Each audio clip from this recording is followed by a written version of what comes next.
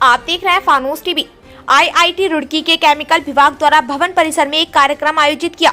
इस दौरान अतिथियों ने 2 दिवसीय प्रदर्शनी का शुभारंभ किया।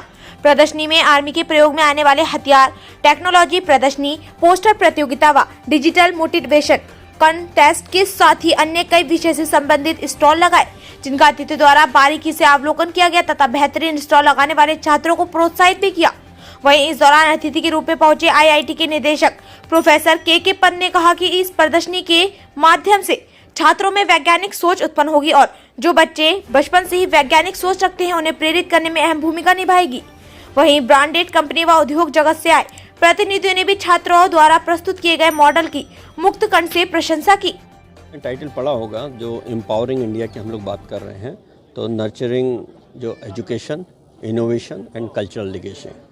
तो आपने जैसे एक तरफ देखा होगा कि हमारे जो यहाँ के स्कूलों के छात्र हैं, इंजीनियरिंग कॉलेज के भी छात्र हैं और छोटे स्कूलों के बच्चे भी हैं, तो उनको हम हेरिटेज कल्चर वैल्यू की बात कर रहे हैं। तो उत्तराखंड के बहुत अच्छी ड्राइंग बना रहे हैं, आपने देखा होगा। और उधर जाएंगे तो वो एक पार्ट है कि हम सांस्कृतिक और कल्चरल धरोहर को कैसे रख रहे हैं और बच्चों के लिए जो जिज्ञासा है वो कैसे आगे साइंस एंड टेक्नोलॉजी में जो चाइल्डहुड से ही उनको एजुकेशन में अगर दे दी जाए प्रॉपर एजुकेशन, तो किस तरह से वो आगे साइंस एंड टेक्नोलॉजी के लिए काम कर सकते हैं और देश के लिए जो मेक इन इंडिया कॉन्सेप्ट है वो लेके आ सकते हैं। तो उसके लिए आप देखिए कि आर्मी ऑफिसर्स ने कितना हमें सहयोग किया और उन्होंने हर तरह के, अगर आप देखें तो जो वेपन्स यूज होते हैं या डिवाइसेज यूज होती हैं आर्मी में या वॉर टाइम में, वो यहाँ लगी हुई हैं।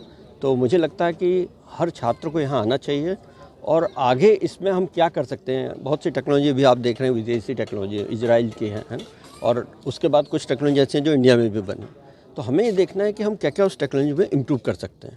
तो आप देखेंगे हमारी टिंकरिंग लैब है, हमारे यहाँ आई सेंटर भी है।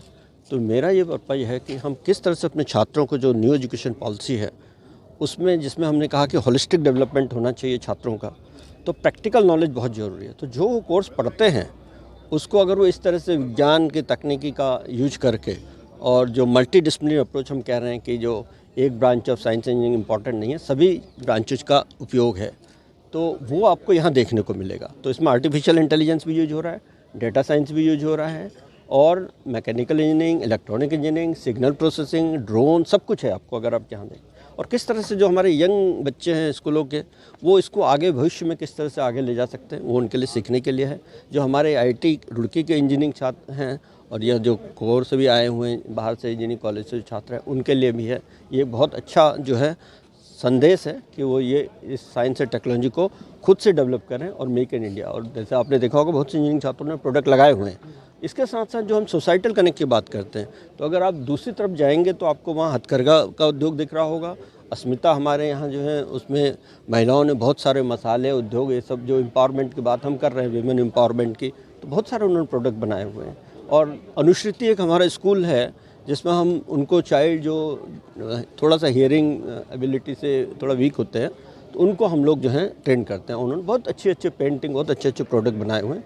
तो मुझे लगता है कि जब हम वोकल फॉर लोकल करते हैं और वोकल फॉर ग्लोबल, तो ये जो आत्मनिर्भरता की बात कर रहे हैं, जैसे मोदी जी ने भी कहा है कि हम इंडिपेंडेंट इंडिया, जो टेक्नोलॉजी है मेक इन इंडिया होना चाहिए, तो वो शायद बहुत बड़ा सहयोग करेगी जो आज के ये एम्पावरिंग इंडिया की एग्जीबिशन है। तो ये एग्जीबिशन 2 दिन रहेगी, 24-25। जो कल हमारा फाउंडेशन डे भी है, तो आईआईटी रुड़की का 176वां दिवस है, तो उसी के उपलक्ष्य में ये हमने आज जो है एग्जीबिशन की है। तो आज और कल और बहुत सारे एलुमनाई हमारे 1973 बैच के और बहुत सारे एलुमनाई आए हुए हैं, तो वो भी कल यहाँ डिस्टिंग्विश एलुमनाई अवार्ड्स उनको दिए जाएंगे, तो वो लोग भी आए हुए हैं, तो वो भी विजिट करेंगे। तो मुझे लगता है कि जब हम बात करते हैं कि एक भारत श्रेष्ठ भारत या वसुधैव कुटुंबकम, तो ये जब लोग बाहर से अलग अलग जगह से आ रहे हैं, छात्र हैं और बहुत सारे साइंटिस्ट आ रहे हैं, तो ये पूरा जो है एक साथ काम करने के लिए प्रोत्साहन भी करेगा बच्चों को, छात्रों को और प्रोफेसर्स को।